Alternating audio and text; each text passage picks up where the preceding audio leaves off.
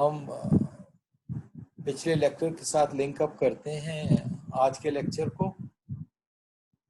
हम जा रहे हैं कि हमने अब इस काम को जिसको हमने इतना स्टडी किया, उसकी कैलकुलेशंस की, इसको एक सुथरे तरीके से समराइज करके एक कंक्लूसिव नतीजे पे पहुंचे। जो आपने एक सवाल रेज किया था कि ऑक्साइड्स बहुत सारी हैं और वो एक दूसरे में कंफ्यूजन है, तो let us try to look at it in a simplistic way, कि हम ये देखें कि अब तक जो हमने किया था वो किस तरह समराइज हो रहा है। कि अल्टीमेटली ये था कि हमारे पास 8 ऑक्साइड्स आ गई थी, ठीक है। वो ये वाली कहाँ से आई थी ये आपको प्रॉबली बिल्कुल क्लियर होगा। जो केमिकल कॉम्पोजिशन थी डेक्स की वो थी। फिर हमारे पास गैस गैस क्रोमेटोग्राफी, अपने माइक्स ऑफ कर दीजिएगा। गैस क्रोमेटोग्राफी जो थी वो बताया था कि ऑक्सीजन ज़्यादा है, ठीक है।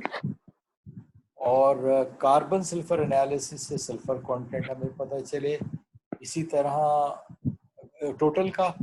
और ईडीएक्स से हमें इंडिविजुअल पार्टिकल्स का पता चला कि किनमें सल्फर ज़्यादा है। सल्फर ज़्यादा कंसिस्टेंटली नज़र आई, वो नज़र आई रिंग बी में। ये 8 ऑक्साइड्स थी। अब हमारा आगे का जो सफ़र है वो इन 8 के साथ चलेगा। ये 8 ऑक्साइड्स हैं, ये इंक्लूजन्स अलग अलग नहीं है कि एक एलुमिना का इंक्लूजन है, एक क्रोमिक ऑक्साइड का इंक्लूजन है, ऐसा नहीं है, ठीक है। सो दे एग्जिस्ट इन कॉम्बिनेशन, अब कौन सी कॉम्बिनेशन? थोड़ी सी डिस्टरबेंस हो रही है साउंड में। आप लोग अपने माइक ऑफ कर दें, और अगर सवाल हो तो ज़रूर कीजिए ऑन करके, वरना माइक ऑफ रख लीजिए। सवाल ज़रूर करें, रोक दें मुझे रास्ते में अगर कोई सवाल है। तो हमारे पास यहाँ पे ये ऑक्साइड्स हैं, ये कॉम्बिनेशंस में एग्जिस्ट करती हैं। बेसिकली जो चीज़ एग्जिस्ट करती है वो क्या है? वो फेजेस हैं। एक फेज एग्जिस्ट करता है, किसी एक जगह पर कोई एक चीज़ है तो वो एक फेज है या कॉम्बिनेशन ऑफ फेजेस हैं। तो ऑक्साइड जो है वो एक फेज में ऑक्साइड्स की कॉम्बिनेशन भी हो सकती है। अब हमने फैसला करना है कि कौन सी ऑक्साइड्स जो हैं वो कॉम्बिनेशन में है।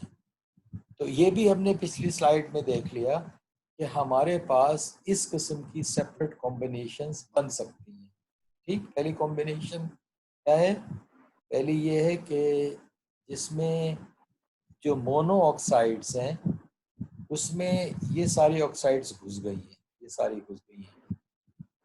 तो ये चीज़ एक कॉमन फैक्टर है किसी एक ग्रुप में भी और किसी दूसरे ग्रुप में भी, ठीक। फिर पहले ग्रुप में हमने इन दोनों को अलग अलग ट्रीट कर लिया। क्यों अलग अलग ट्रीट कर लिया? इसलिए कि अब हमारे पास इनके अलावा कोई और मेजर चीज़ है ही नहीं, कोई और मेजर चीज़ नहीं है। तो हमने इन दोनों को अलग अलग ट्रीट कर लिया। ये अलग अलग करने के बावजूद हमारे पास एक टर्नरी सिस्टम बन जाता है, तो हमारे लिए आसान है। फिर हमने ये देखा है जो सल्फाइड्स हैं वो भी सिर्फ इसी केस में मौजूद है जहाँ ये ऑक्साइड्स हैं। तो हमने इसी टर्नरी में इनको भी इंडिकेट कर दिया। सल्फाइड्स ऑक्साइड्स के साथ मिली थी, ये याद रहे। तो इसी टर्नरी में इंडिकेट कर दिया कि ये वाली ऑक्साइड्स जो हैं इनके साथ सल्फाइड्स भी एग्जिस्ट कर रहे हैं। सल्फाइड ज़्यादा केसेस में थी नहीं।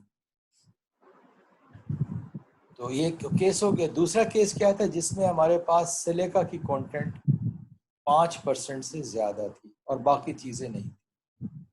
तो अब यहाँ एक ये, दूसरा ये, तीसरा ये, एक हमारा ये दूसरा ग्रुप बन गया। ये भी एक टर्नरी ग्रुप है, ये भी एक टर्नरी ग्रुप।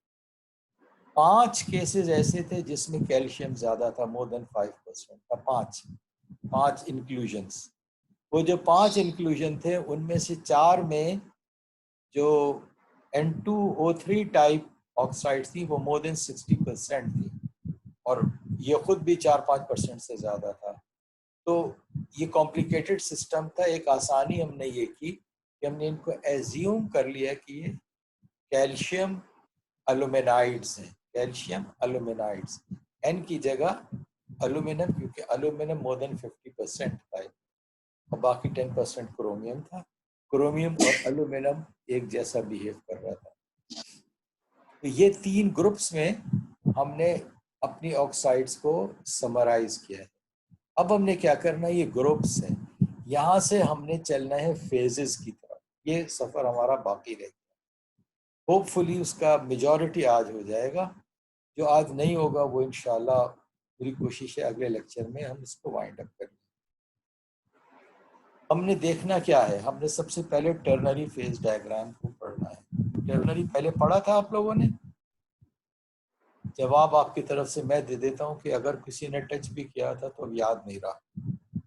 चले, प्रोबेबली सब लोग एग्री करेंगे, इससे मेजॉरिटी एग्री करेंगे। देखिए बाइनरी में क्या होता है, बाइनरी में ये होता है कि हम एक स्ट्रेट लाइन पे इधर कोई एक एलिमेंट एक दूसरा एलिमेंट, और हमारे पास एक डायमेंशन में ये 2 एलिमेंट्स की कंसंट्रेशन आती है। तो वर्टिकल एक्सिस हमारा क्या होता है, वर्टिकल टेम्परेचर बन जाता है।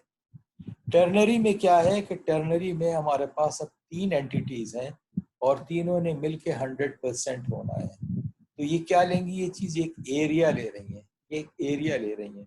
तो अब मैं टेम्परेचर का एक्सेस कहाँ लेके जाऊं, अब मैं टेम्परेचर का एक्सेस वर्टिकल लेके जाऊंगा, परपेंडिकुलर टू दिस प्लेन। ये टर्नरी फेज डायग्राम। कॉम्पोजिशन कहाँ इंडिकेट होगी, इस प्लेन पे इंडिकेट होगी, ठीक है ना। तो जो फर्स्ट करें पॉइंट ए, ये क्या चीज है, पॉइंट ए प्योर ए है, ये प्योर ए है, ठीक है ना। पॉइंट ए जो मेरा है ये प्योर ए है। और अब मैं क्या करूं, जैसे जैसे मैं इस ए से नीचे आऊंगा तो ए को क्या होगा, जैसे नीचे आऊंगा तो ए को क्या होगा, ए कम हो गया। जब ए कम हो जाएगा तो बढ़ेगा क्या, या बी बढ़ेगा या सी बढ़ेगा या दोनों बढ़ेंगे। और नीचे आऊंगा तो ए और कम हो जाएगा, ठीक है ना। ए और कम हो गया, ये आधे से भी कम रह गया ना। ये मेरा सफर जो था आधे से ज्यादा तय हो गया है। अब मेरे पास बी और सी ज्यादा है। यहाँ पर क्या होगा आगे, इस जगह पे क्या होगा, अब यहाँ पर ए कुछ भी नहीं रहा, अब सिर्फ बी और सी है। तो ये मेरा क्या है, ये बाइनरी फेज डायग्राम की कहानी बन जाएगी जिसमें एक एलिमेंट सी होगा और एक बी होगा। ठीक है, क्लियर है। ये प्योर ए था और जैसे जैसे ए से दूर हो रहा हूँ मेरे पास ए का कंसंट्रेशन कम होता जा रहा है। यही कहानी बी के साथ है कि ये क्या चीज है, ये प्योर बी है, ये चीज प्योर बी है। और अब जैसे जैसे मैं दूर हो रहा हूँ तो क्या हो रहा है, बी कम हो रहा है और बी की जगह कौन सी चीज ले रही है, ए और सी मिलकर ले रहे हैं, ठीक है।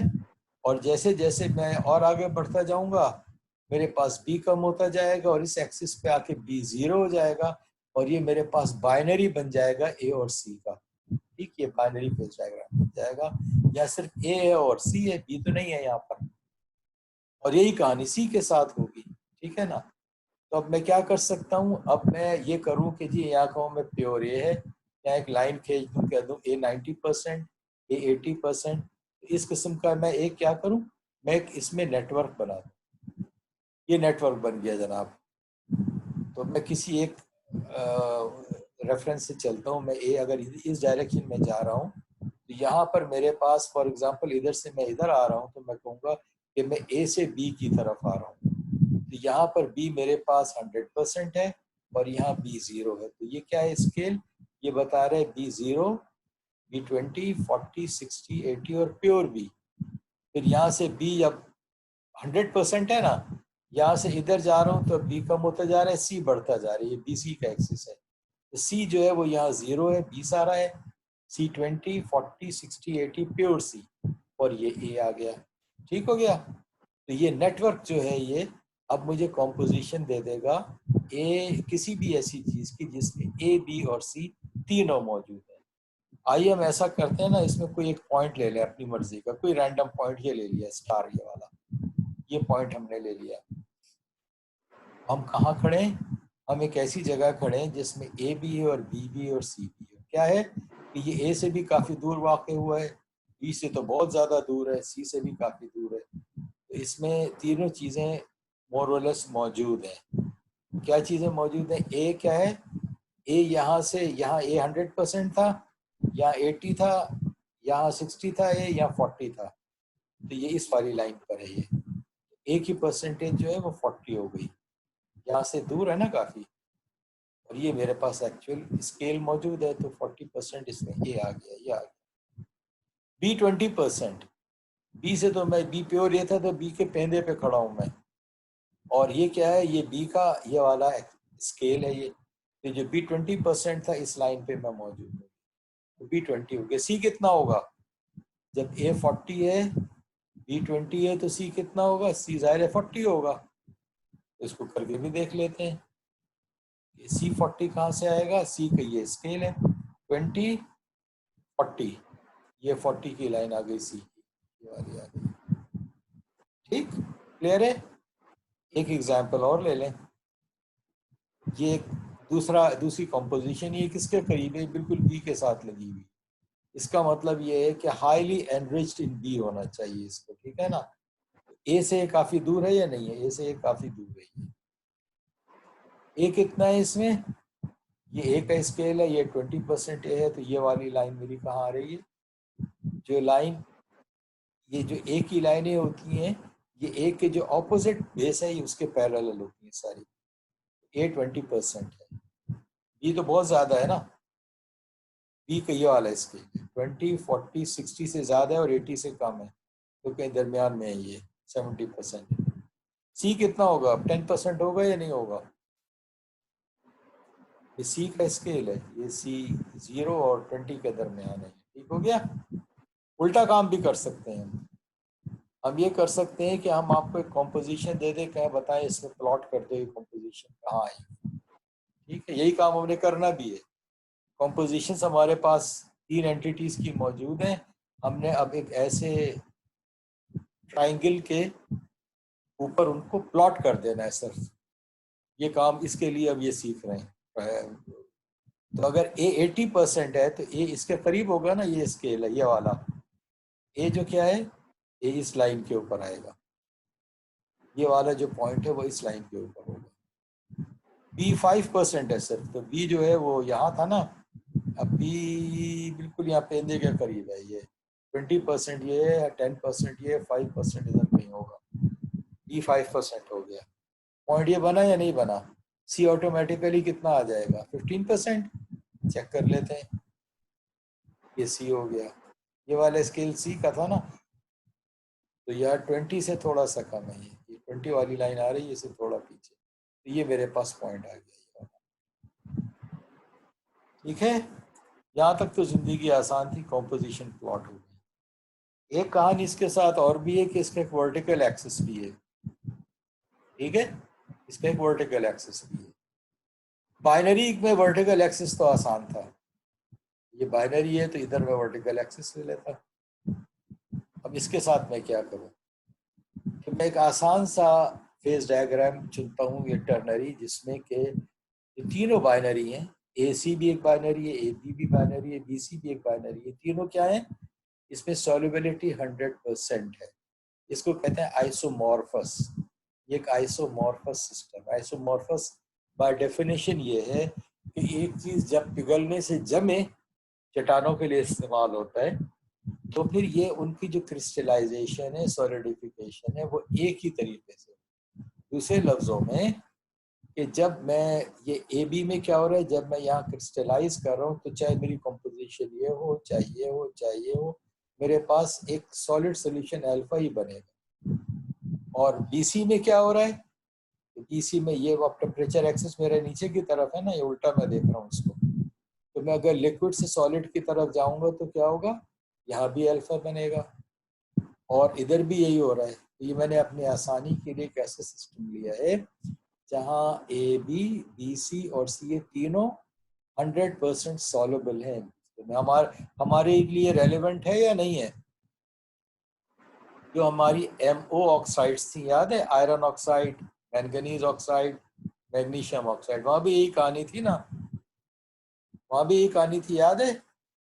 आयरन ऑक्साइड और मैंगनीज ऑक्साइड सॉल्युबल थी, यहाँ आयरन ऑक्साइड और मैग्नीशियम ऑक्साइड सॉल्युबल, मैग्नीशियम और मैंगनीज 100% सॉल्युबल। फिर हमने टर्नरी भी देखा था, याद है? टर्नरी भी देखा था जहाँ सारा अल्फा दिखा रहा था। ये आइए देखते हैं कि अब इसका टर्नरी कैसे बना है। इसको अगर ये कागज पे बनाएंगे तो कागज यहाँ से यूं काट लें, ये कागज यहाँ से यूं काट लें, यूं काट लें, और इसको फिर बेंड करके इस साइड के ऊपर खड़ा कर लें, तो आपका वर्टिकल एक्सिस टेम्परेचर का सीधा परपेंडिकुलर आ जाएगा। यही होगा ना? तो मैं इसको अगर बेंड करके खड़ा करूं तो मेरे पास ये वर्टिकल एक्सिस, ये ए बी हो गया, ये ए बी का इधर आ जाएगा, बी सी का इधर आ जाएगा, और सी ए का इधर आ जाएगा। ठीक है ना? अल्टीमेटली मेरे पास क्या है कि ये ऊपर की जो सरफेस है, ये लिक्विडस है, एक लिक्विड सरफेस है जो यहाँ से यहाँ जा रही है, वही यहाँ से यहाँ आ रही है, वही यहाँ से यहाँ आ रही है।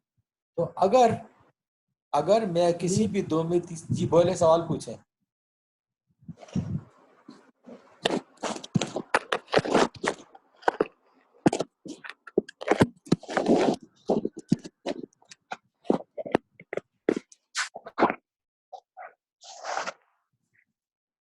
सवाल पूछिए।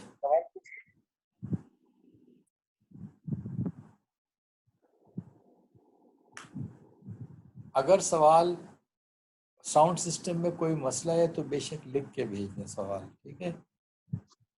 हम अगले लेक्चर में उसको एड्रेस कर लेंगे, लेकिन सवाल ज़रूर पूछें। ये क्लास पार्टिसिपेशन के नंबर एडिशनल हैं। तो कमिंग बैक, कि जो इनकी ऊपर की सरफेसेस हैं वो अब मुझे ये लाल रंग की सरफेस दे रही हैं, तो ये बता रही है कि इस लाल के ऊपर क्या है, जहां मर्जी चले जाए लाल के ऊपर लिक्विड है। और जो ये जो नीचे की है, ये वाली सॉलिडस है ना, ये नीचे वाली तीनों सॉलिडस है, वो यहाँ तीनों सॉलिडस मिलके मुझे नीली सरफेस दे रही है। ये मेरा सॉलिडस है। क्लियर है बात?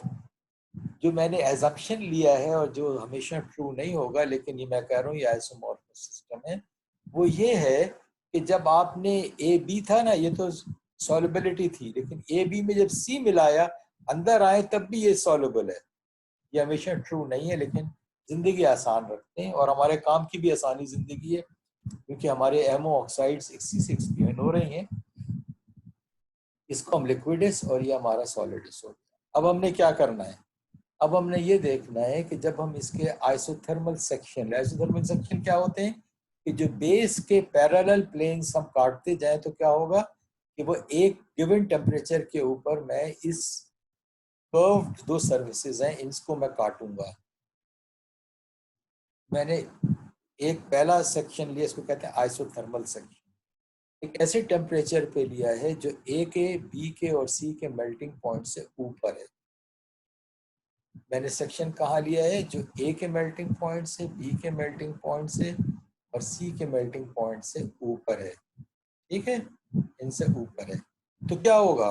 गैस उस सेक्शन में क्या होगा जो इन तीनों के मेल्टिंग पॉइंट से ऊपर है? जाहिर है कि वहां पे सारा लिक्विड होगा। ये वाला प्लेन जो है, ये जिसका हाईएस्ट मेल्टिंग पॉइंट है, इससे भी ऊपर है ना, तो यहाँ पर क्या होगा? मेरे पास सारा लिक्विड होगा। बाइनरी में भी यही होता है या नहीं होता? लिक्विड से ऊपर सारा लिक्विड होता है। अगला थोड़ा मुश्किल लेते हैं। अगला ये करते हैं कि अब हम बी और सी के तो ऊपर रहे, लेकिन ए से नीचे आ जाए, क्या होगा? अब ए से मैं नीचे आ गया हूं, तो ए से नीचे आने का मतलब ये कि कोना जो है थोड़ा सा अब सॉलिड हो गया, ये सॉलिड हो गया, और ये सारा इलाका लिक्विड है। तो ये सॉलिड है, ये लिक्विड है, और बीच का कुछ इलाका ऐसा होगा जो कि इस नीले और लाल के दरमियान होगा, जो टू फेज रीजन में होगा। ऐसा ही होगा क्या नहीं होगा? ये वाली सरफेस जैसे ना, ये काटा है ना इसने, ये ट्रायंगल कट रहा है। ये जो इधर से इधर इलाका है, ये सारा का सारा अभी भी लिक्विड के ऊपर, ये सारा लिक्विड है।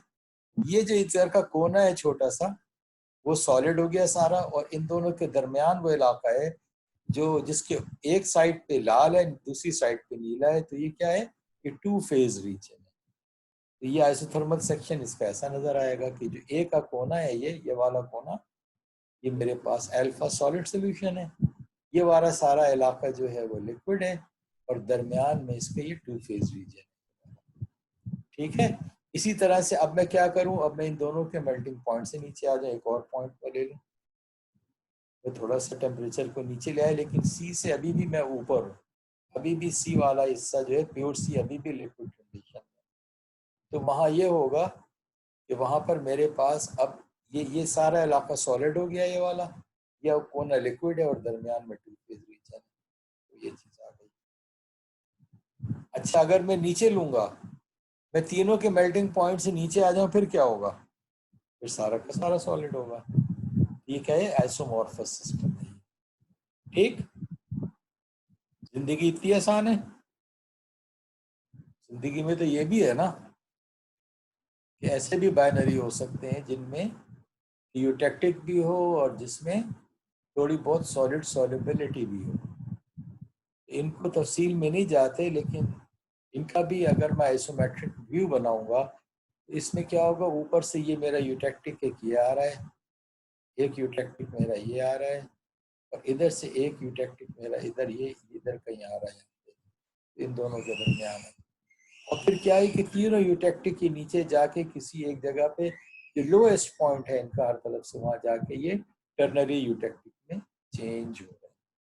और जब नीचे आता जाऊंगा तो फिर टू फेज रीजन भी आएंगे, थ्री फेज रीजन भी आएंगे। अल्टीमेटली नीचे एक ऐसा रीजन होगा जहां एक सॉलिड सोल्यूशन, तीन तीन मुख्तलिफ सॉलिड सॉल्यूशंस का वो यूटेक्टिक होगा। तो अगर मैं काफ़ी ऊपर रहूँगा, अगर मैं ऊपर से इसको देख रहा हूँ, मैं ऊपर सिर्फ तस्वीर ले रहा हूँ, ये आइसोथर्मल व्यू नहीं है, ये सिर्फ ऊपर से एक फोटो लिया है मैंने, जहाँ ये बेंडिंग सरफेसेस है जो नीचे आ रही हैं। तो मेरा ये बाइनरी यूटेक्टिक था, ये बाइनरी यूटेक्टिक था, ये बाइनरी था, ये तीनों नीचे आते गए टेम्परेचर के साथ और किसी एक जगह आके टर्नरी यूटेक्टिक में कन्वर्ट हो गए। अगर मैं इसके बीच से कोई आइसोथर्मल सेक्शन लूँ मैं, जो टर्नरी यूटेक्टिक से ऊपर हो, तो बीच में सारा लिक्विड होगा। टर्नरी यूटेक्टिक से ऊपर हूँ मैं, इस पॉइंट से ऊपर हूँ, लेकिन कोने पे मैं नीचे आ गया हूँ, यहाँ पे, यहाँ सॉलिड सोल्यूशन, यहाँ सॉलिड सोल्यूशन, यहाँ सॉलिड सोल्यूशन, और दरमियान में टू फेज रीजन हो गई है। ठीक है, जैसे बाइनरी में होता है, रूल वही है कि दो सिंगल फेज के दरमियान एक टू फेज रीजन होना लाजमी है। और नीचे सेक्शन लूंगा तो तस्वीर थोड़ी कॉम्प्लिकेटेड बनेगी, लिक्विड अभी भी रहेगा, अगर मैं भी टेम्परेचर लिक्विड से नीचे ना यूटेक्टिक से नीचे नहीं लेके गया, और यूटेक्टिक से नीचे फिर इस किस्म की तस्वीर बनेगी। इनकी डिटेल में नहीं जाते। एक चीज याद रखने वाली है, फेज रूल, कि ये अगर सिंगल फेज है, ये सिंगल फेज है, तो दरमियान में टू फेज, ये एक टू फेज रीजन है, ये एक टू फेज रीजन है, दरमियान में थ्री फेज रीजन, ये टू फेज रीजन, ये टू फेज रीजन, दरमियान में थ्री फेज, ठीक है ना। ये सिंगल फेज, ये सिंगल फेज, इन दोनों के दरमियान क्या है, टू फेज। तो ये रूल, ये वाला रूल आपने फेज रूल ये याद रखना है, ये हमारे काम की चीज है। अब हम आते हैं अपने डाटा के ऊपर, ठीक है। हमारा डाटा क्या था, हमारा डाटा एक डाटा था जो हम कह रहे थे हम इस तरह रिप्रेजेंट कर सकते हैं। कैसे कर सकते हैं कि एक एंटिटी हम एल्यूमिना ले लें, Al2O3, दूसरा क्रोमिक ऑक्साइड, तीसरा हम बेसिकली ले लें हम मेटल ऑक्साइड, मोनो ऑक्साइड, ठीक है ना, जिसमें हमारे पास आयरन ज़्यादा था, आयरन मैट्रिक्स में भी ज़्यादा है और इसमें भी ज़्यादा है। ये हमारा ग्रुप 1 है, ये ग्रुप 1 है, और ग्रुप 1A भी है। 1 और 1A में फ़र्क ये है कि 1 में ये ऑक्साइड्स हों और 1A वो है जिसमें ये ऑक्साइड्स के साथ सल्फाइड्स भी, वो भी सारा डाटा इसी पे आ जाएगा, ठीक है, इसी पर आ जाएगा। तो ये हमारे पॉइंट्स है कि रिंग ए जो से जो कुछ भी इस सिस्टम पे चीज़ें आ रही हैं वो मैं रेड स्क्वायर से मार्क करूंगा, और जो रिंग बी से आएंगी वो इस तरह, और रिंग बी से मेरे पास सल्फाइड वाली जो आ रही हैं जिसमें सल्फाइड भी साथ है, अगर 5% से ज़्यादा है तो वो मैं इस तरह मार्क करूँगा। तो मैंने क्या किया है, ये मेरे ए की क्या क्या नज़र आ रहा है हमें, हमें ये नज़र आ रहा है कि प्रीडोमिनेंटली मेरे सारे ए पॉइंट जो है वो एक जगह कंसंट्रेटेड है, ठीक है ना, किसी एक जगह कंसंट्रेट, कौन सी जगह है पता नहीं, अभी तो कंपोजिशन देखी और मार्क कर दिया है। जैसे हमने शुरू में देखा था ना टर्नरी में कि Cr2O3 कितना है, Al2O3 कितना है, MnO कितना है, उसको देखा और सिर्फ मार्क कर दिया यहाँ पे। जैसा ये था ये भी मार्क कर दिया, चॉइस तो नहीं है कोई, जहाँ कॉम्पोजिशन है वो मार्क कर दिए। कौन सा? ये बी वाले। बी वाले क्या है, रिलेटिवली आप देख रहे हैं मिड रीजन में कंसंट्रेटेड है, ज़्यादातर मिड रीजन में। ए वाले भी ऐसे ही हैं, लेकिन ये ए वाले में ज़्यादा concentration chromic oxide, stainless steel है ना, तो क्रोमियम की एफिनिटी भी बहुत है, कंसंट्रेशन भी 20% क्रोमियम, एल्यूमिनियम तो है ही नहीं इसमें स्टील में। जो मैंगनीज था, मैंगनीज ने सल्फाइड्स को अपने साथ जहाँ जोड़ा था, या बाकी चीज़ों ने भी, तो वो भी इसमें आ गई, वो डाटा भी सारा इसमें आ गया। ये वाली चीज़ जो है ये सिर्फ बी में, ये तो बी है ही है, और ये भी सारी सल्फाइड भी बी के अंदर। अब मैं क्या करूं, अब मैं एक फेज डायग्राम लूं। याद है आपको फेज डायग्राम हमने कहा था कि जो जितनी ऑक्साइड्स हैं इनकी मेजॉरिटी जो थी वो आयरन से ऊपर ही सॉलिड में कन्वर्ट हो गई थी।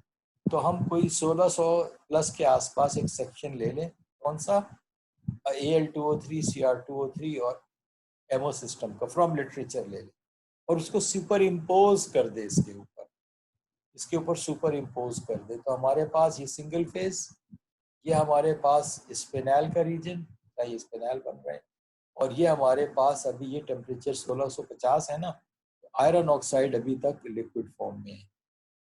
ये हमारे पास 3 रीजन आ गए।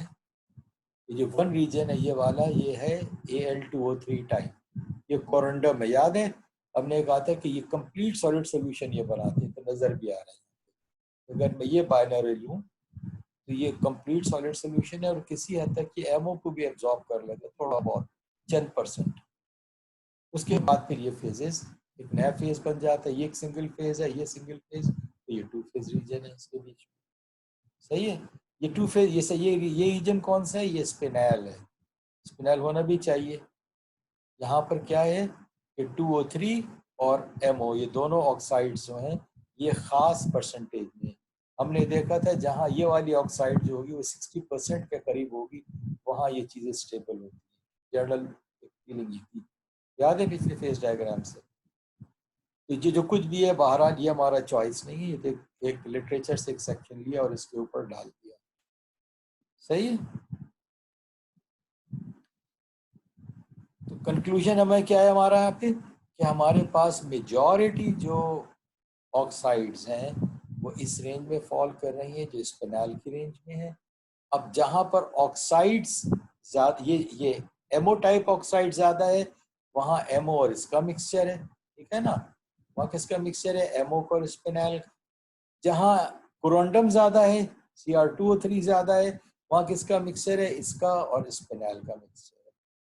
अब ये हमारे पास फेज आए, जब तक हमने की थी वो ग्रुपिंग थी, ये हमारे पास फेज आए हैं कि ये वाले जो हमारे पास इंक्लूजन्स थे वो मिक्सचर है किसका, स्पिनैल का और कोरंडम टाइप का, ये सेस्क्वी ऑक्साइड्स का, और ये वाली जो है वो मिक्सचर है एमओ का और स्पिनैल का, और जो यहाँ सारे हैं वो सारे के सारे स्पिनैल, सारे के सारे वो स्पिनैल है, मेजॉरिटी ए के अंदर स्पिनैल। सही, क्लियर है बात। तो ये कंक्लूजन में ये पहुंची बात।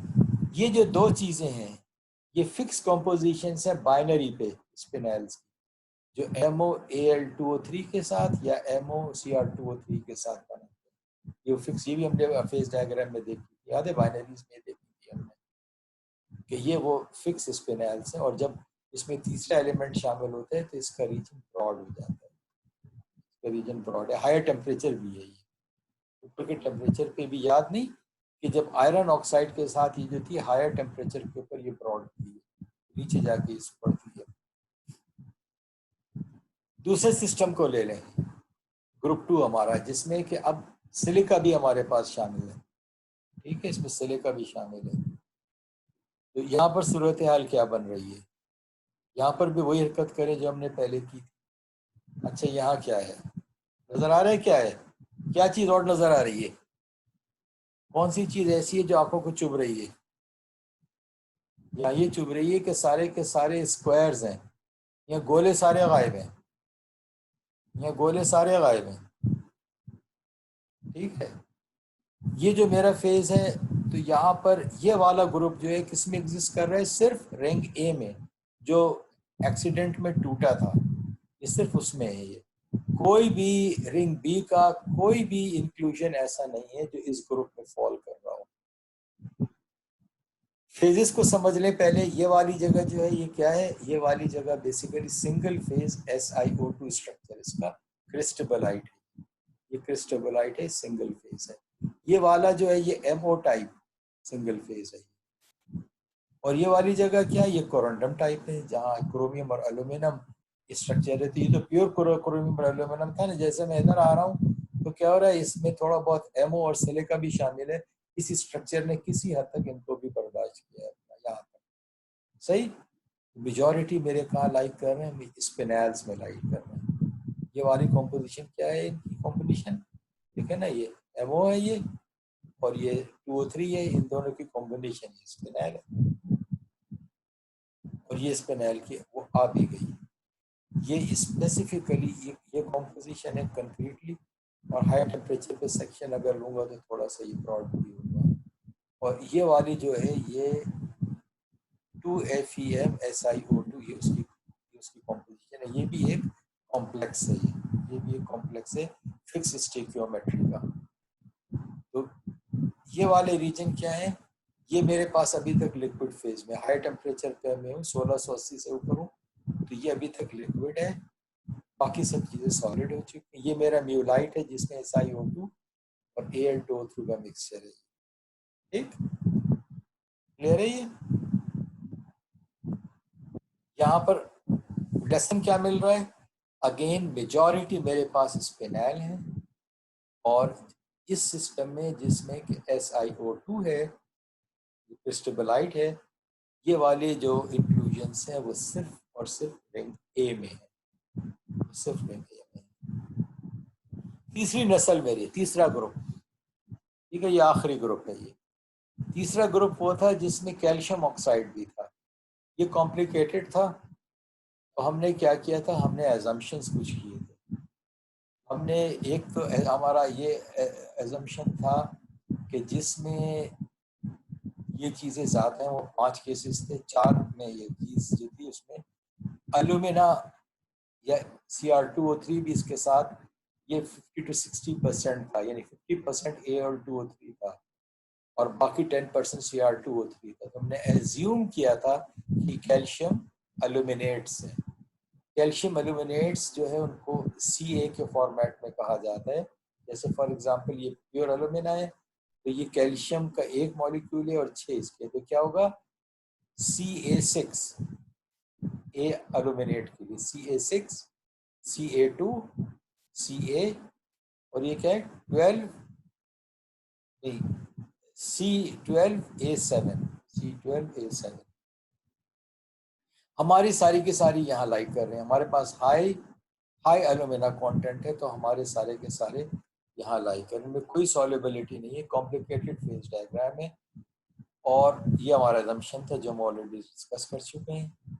तो हमारे पास जितने भी हैं वो हायर एंड पे यहाँ पे आ रहे हैं, ये भी अगेन सिर्फ ए के अंदर है, सिर्फ जो रिंग ए है सिर्फ उसके अंदर ये चीजें, ये वाले फेजेस मौजूद हैं।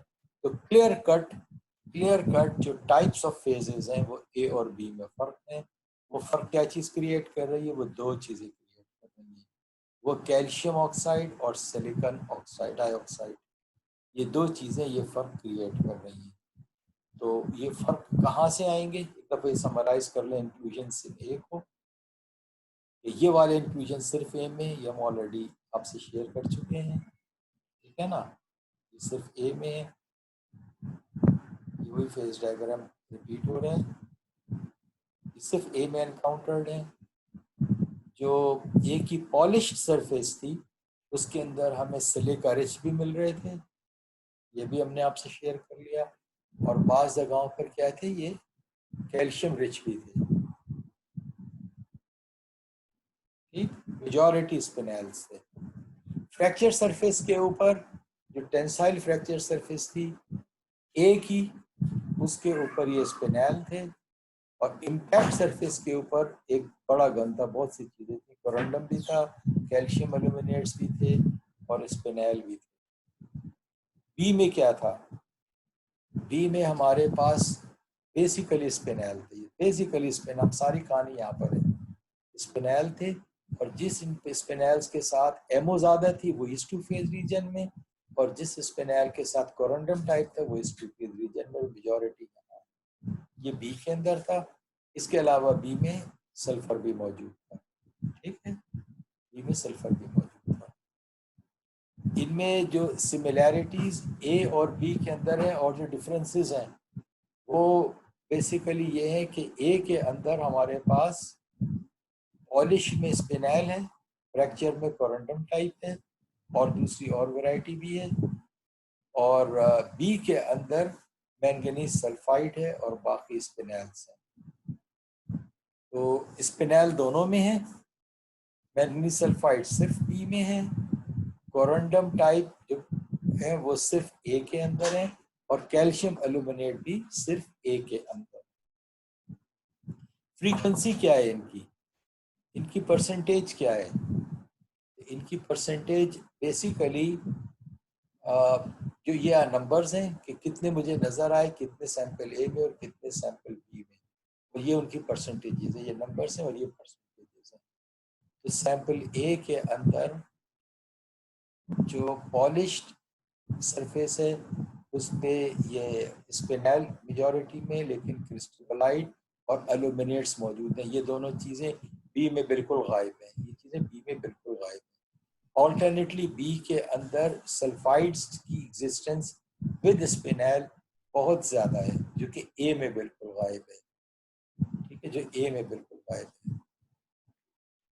फ्रैक्चर्ड सरफेस में यहाँ इफेक्ट सल्फाइड्स बहुत नज़र आ रहे हैं। यहाँ ए में फ्रैक्चर्ड में सारे के सारे स्पिनैल्स हैं और कुछ ऐसी चीज़ें हैं जो कि ऑड हैं, जो कि एक एक दो दो हैं, जो परसेंटेज में नहीं आ रही लेकिन वो ऑड है। तो बेसिकली अगर हम यहाँ होल्ड कर लें और इनके सोर्सेज को हम अगले लेक्चर से शुरू कर देते। यहाँ तक किसी का सवाल है कोई? Yes sir. कुछ सर चीजें जी पूछे। सर ये जो हम टर्नरी डायग्राम पढ़े हैं रिंग ए और रिंग बी के